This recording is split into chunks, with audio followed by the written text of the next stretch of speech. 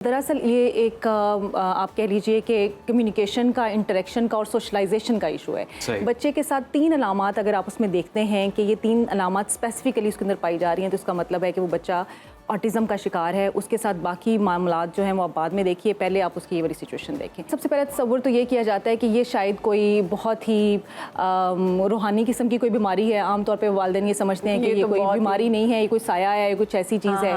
अच्छा, फिर दूसरी चीज़ इसमें ये आती है कि ये समझ जाता है हमारा बच्चा दरवेश है। हाँ, दरवेश है, ये इसको तो दुनिया की होश नहीं है। अच्छा, दूसरा इसमें जो बड़ा अहम मिथ है ना, वो ये है कि वो समझते हैं कि बच्चा नॉर्मल लाइफ नहीं गुजार सकेगा। मैं ज्वाइन किया है डॉक्टर अफ़ाफ मंजूर साहिबा हमारे साथ मौजूद हैं, रिहैब कंसल्टेंट हैं और असिस्टेंट प्रोफेसर हैं। वेलकम करते हैं, कैसे हैं आप? Thank you so much, I am good.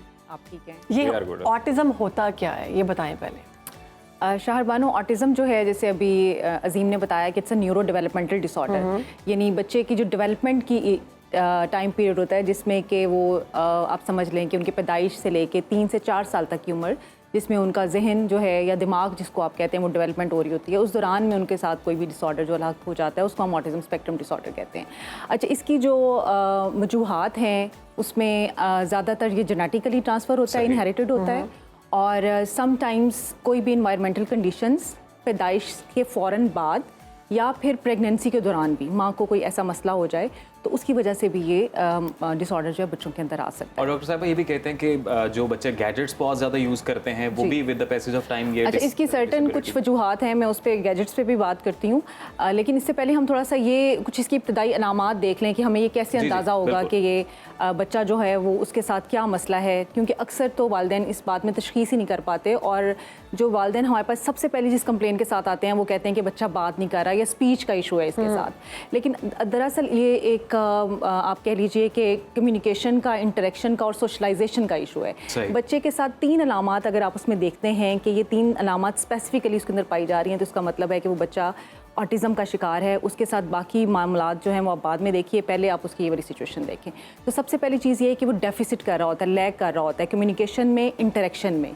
यानी जैसे अपनी उम्र के बच्चे जो हैं उनके मुताबिक वो कम्युनिकेशन नहीं करता, आई कांटेक्ट नहीं देता है, बात को समझ नहीं पाता। देखिए, बोलना या बात करना एक और चीज़ है जिसको हम स्पीच कहते हैं, लेकिन कम्युनिकेशन यानी आप कोई आपस में रब्त ना रख सकें, आप अपनी बात या फीलिंग शेयर ना कर सकें।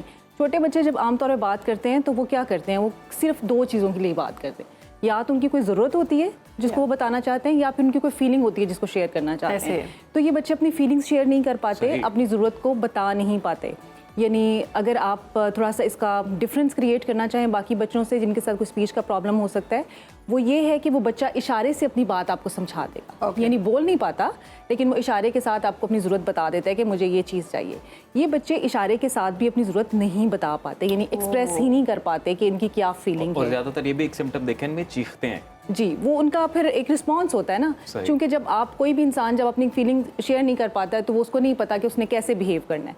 अच्छा, एक इनके अंदर तीसरी जो बहुत अहम अलामत है वो ये कि इनके अंदर कोई ना कोई स्टीरियोटाइप बिहेवियर होता है, यानी स्टिमिंग हो सकती है, कोई ख़ास तरह की आवाज़ निकालते रहना, हाथ हिलाते रहना, कोई मूवमेंट करते रहना, किसी ख़ास साउंड को एंजॉय करना, यानी सेंसरी जो है इनके अंदर इम्पेयरमेंट्स भी होती हैं। फॉर एग्जांपल, कोई बहुत ऊंची आवाज़ इनको बहुत बुरी लगती है, कोई बहुत सॉफ्ट सी आवाज़ जैसे कि पानी के गिरने की आवाज़ है वो इन्हें बहुत पसंद होती है, ये उसकी तरफ जाएंगे। यहाँ पे आपके यहाँ पे AC की आवाज़ आ रही है, हमें बैठे हुए इतना महसूस नहीं होता, लेकिन इनको होगा, इनको इरिटेशन होगी, वो चीख रहे होंगे, आपको समझ नहीं आ रही होगी कि ये क्या वजह है, ये क्यों इन्होंने इतनी चीखो पुकार मचाई हुई है। तो बता भी नहीं सकेंगे कि मुझे ये चीज़ इरिटेट, क्योंकि इनका सेंसरी प्रोसेस जो है वो डिफरेंट होता है, इनका नर्वस सिस्टम डिफरेंट होता है। आप ये समझ लीजिए कि जैसे अल्लाह ताला ने हमारे दिमाग में मुख्तलिफ कनेक्शंस बनाए हुए हैं ना, दिमाग के मुख्तलिफ हिस्सों को कनेक्ट करते हैं। यानी स्पीच का हिस्सा जो है वो आपकी लॉजिक के हिस्से के साथ कनेक्टेड है, आपकी मूवमेंट के हिस्से के साथ कनेक्टेड है, तो उनकी वो जो कनेक्टिविटी के पाथवेज हैं वो सारे जो हैं वो डिफरेंट हैं। डॉक्टर साहब, तो क्या रिकवरी पॉसिबल है इस सिनेरियो में?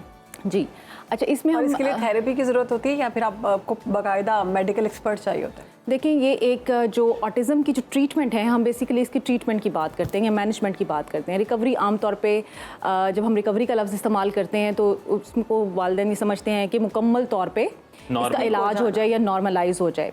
देखेंगे, बहुत हद तक मुमकिन नहीं होता कि मुकम्मल तौर पे ठीक हो जाए, लेकिन बहुत हद तक रिकवरी जिसे आप कहते हैं यानी बेहतरी आना वो आ सकती है। और उसके लिए इसके पूरी एक टीम वर्क है, इसके लिए न्यूरोलॉजिस्ट की ज़रूरत है जो डायग्नोस करे, इसके लिए ऑटिज़म स्पेशलिस्ट स्पेशलिस्ट की ज़रूरत है जिनके पास ऑटिज़म का सारी एक्सपर्टीज़ हैं, वो इसको डील कर सकते हैं। इसके लिए फिजियोथेरेपिस्ट सम टाइम आपको ज़रूरत पड़ता है ऑक्यूपेशनल थेरेपी के लिए, और इसी तरह से आपको स्पीच थेरेपिस्ट की ज़रूरत होती है, स्पेशल नीड्स एजुकेशनिस्ट की ज़रूरत होती है, क्योंकि जब बच्चों ने स्कूल की एज में जाना है तो उनकी पढ़ाई कैसे होनी है, तो इसका मतलब एक सारा टीम वर्क है जो उसके लिए काम कर रहा होता है।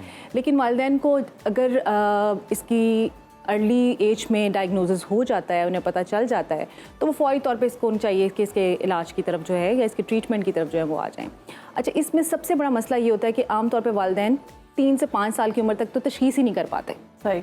और वो ये समझते रहते हैं कि हमारे बच्चे के साथ शायद कोई स्पीच का मसला है, हमारे बच्चे के साथ कोई बिहेवियर का कोई आम सा मसला है, लेकिन उनका एक जो टाइम पीरियड जिसमें कि उनकी बिहेवियर थेरेपीज़ हो सकती हैं, जिनकी उसमें बहुत ज़्यादा इम्प्रूवमेंट की गुंजाइश होती है, वो हम आमतौर पर गुजार देते हैं। और वालिदैन आते हैं 5-7 साल की उम्र में और फिर वो तशख़ीस की तरफ जाते हैं। ऑटिज़म के बारे में ऐसे कौन से मिथ्स हैं, कौन सी गलत बातें हैं जो कि लोगों में पाई जाती हैं और वो ऐसा नहीं है? अच्छा, ये चूँकि अगर हम इसको उर्दू में बात करें तो उसको खुद महवियत कहा जाता है। तो आमतौर पे सबसे पहले तसव्वुर तो ये किया जाता है कि ये शायद कोई बहुत ही रूहानी किस्म की कोई बीमारी है। आमतौर पे वालिदैन ये समझते हैं कि ये कोई बीमारी नहीं है, ये कोई साया है, ये कुछ ऐसी चीज़ है। अच्छा, फिर दूसरी चीज़ इसमें ये आती है कि ये समझ जाता है हमारा बच्चा दरवेश है। हाँ, दरवेश है, ये इसको तो दुनिया की होश नहीं है। अच्छा, दूसरा इसमें जो बड़ा अहम मिथ है ना, वो ये है कि वो समझते हैं कि बच्चा नॉर्मल लाइफ नहीं गुजार सकेगा, आम बच्चों की तरह की ज़िंदगी नहीं गुजार सकेगा कभी भी। ये भी बिल्कुल एक मिथ है। अगर आप इनके साथ काम करते हैं, इनके बिहेवियर को मैनेज करते हैं, आप उन्हें सिखा देते हैं वो सब चीज़ें, कुछ उनकी रूटीन्स होती हैं उनको आप फिक्स कर लेते हैं, तो आप बहुत हद तक उस चीज़ के ऊपर काबू पा सकते हैं। तीसरी एक जो इनके साथ बहुत ज़्यादा बड़ी मिथ अटैच है, वो बाज़ हमारे प्रैक्टिशनर्स मिसगाइड और मिसलीड करते हैं। वो कहते हैं कि जी इनका फ़लाँ तरीके से इनका इलाज करके 1 महीने में इलाज हो जाएगा, 2 महीने में इलाज हो जाएगा। तो ये मैं वालिदैन को पैगाम देना चाहती हूँ कि इस चीज़ से आपने बहुत ज़्यादा एहतियात करनी है। आपने राइट प्रैक्टिशनर के पास जाना है और ये समझ लीजिए कि इट्स अ लॉन्ग जर्नी जिसको आपने बड़ी पेशेंस के साथ जो है वो डील करना है।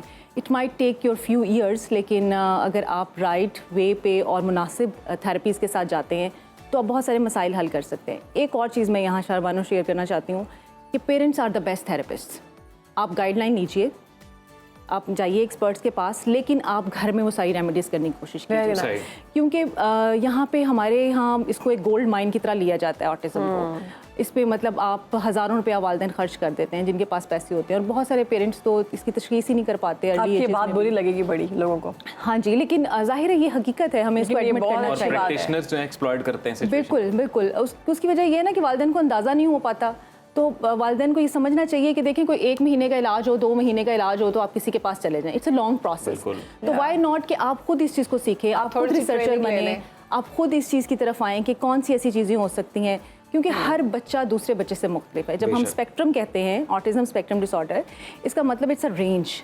एक बच्चे की जो कैफियत है वो दूसरे ऑटिस्टिक बच्चे से मुख्तलिफ है। एक बच्चे का रिकवरी का जो टाइम पीरियड है वो दूसरे बच्चे से मुख्तलिफ है। तो आप सीखें ज़रूर एक दूसरे के एक्सपीरियंसेस से, लेकिन अपने बच्चे को अंडर एस्टिमेट ना करें। अच्छा डॉक्टर साहब, अब क्या इज़ इट पॉसिबल कि ये जो डिसऑर्डर जैसे जेनेटिकली ट्रांसमिट होता है और भी दूसरे तरीकों से भी ट्रांसमिट होता है, तो ये कहिएगा कि कोई ऐसा तरीकाकार है कि इस डिसऑर्डर को, इसकी ट्रांसमिशन रोकी जा सके? देखें, फ़िलहाल तो इस पर रिसर्चेस हो रही हैं कि इसका कुछ इसको हम रोक सकें या इसके लिए कुछ जो है वो, जैसे कि अभी हमें नज़र आ रहा है स्टैटिस्टिक्स बहुत ज़्यादा बढ़ता जा रहा है, तो उसके लिए कुछ कंडीशंस की जाएं। लेकिन अगर आप अर्ली प्रेगनेंसी में कुछ टेस्ट वगैरह करवा लेते हैं तो उससे आपको अंदाज़ा हो सकता है कि क्या कंडीशंस हैं, या आपकी फैमिली में कोई ऐसा डिसऑर्डर आ रहा है, तो फिर आप जेनेटिक काउंसलिंग की तरफ जा सकते हैं। उसमें थोड़ा सा उससे पहले पता लग सकता है अर्ली प्रेगनेंसी। जेनेटिक काउंसलिंग वगैरह की अगर आप थोड़ी फैसिलिटी लें तो उससे अंदाज़ा हो सकता है आप। और जेनेटिकली चूँकि ये डिसऑर्डर ट्रांसमिट होता है, तो क्या इसे फैमिली हिस्ट्री भी फिर नज़र में रखनी चाहिए? अब मतलब जैसे कुछ लोग होते हैं, कुछ मेजर डिजीज़ जो है वो उसके बारे में कंसर्न होते हैं। देखिए, ये जो आपने क्वेश्चन किया ना, ये बड़ा ही कंसर्न्ड है, और अगर मैं इसका ये जवाब दूं कि हाँ जी हमें रखनी चाहिए, तो इस तरह तो ऑलमोस्ट हर फैमिली के अंदर कोई ना कोई किस तरह से कोई डिसऑर्डर होता है, कोई आप ये कह लीजिए कोई बीमारी ऐसी होती है जो जेनेटिकली ट्रांसमिट हो रही होती है। तो अगर हम ये स्टेटमेंट दे दें तो इसका मतलब है कि हम बहुत सारे लोगों के लिए मुश्किल क्रिएट कर देंगे। लेकिन इसमें ज़रूरत इस बात की है कि आप एहतियात जो है वो थोड़ी सी ज़रूर करें, एहतियात करें, देखें, समझने की कोशिश करें कि क्या ये चीज़ जो है मैनेजेबल है या नहीं है। दूसरी बात जो बड़ी अहम और समझने की है, देखिए हम डिसेबिलिटी और डिसऑर्डर्स के बारे में कहते हैं कि it can happen anywhere to anyone. खुदा ना खास्ता बहुत सारी डिसेबिलिटीज़, बहुत सारे डिसऑर्डर्स एक्वायर्ड भी होते हैं, यानी ज़रूरी नहीं है कि हमारे जेनेटिक्स में हो, वो later कोई भी on, इंसान किसी भी वक्त आपके साथ ज़िंदगी में कोई हादसा हो सकता है और आप उसका शिकार हो सकते हैं। लेकिन असल बात यह है कि आप के साथ अगर हो गई है कोई ऐसी सिचुएशन तो आप उसको डील कैसे करें। ओके, ठीक है। बहुत शुक्रिया डॉक्टर साहब। बतौर माशरा मैं ये समझी हूँ कि आप ये कह रही हैं कि बतौर माशरा हमारा किरदार ऐसा होना चाहिए कि ऐसे बच्चों को अच्छे तरीके से डील किया जाए और उनको ये फील ना करवाया जाए कि आप फलां बीमारी का शिकार हैं, ताकि वो और उस चीज़ में घुस जाएं। और पेरेंट्स ज़्यादातर जो है वो हेल्प आउट कर सकते हैं बच्चे को इसमें।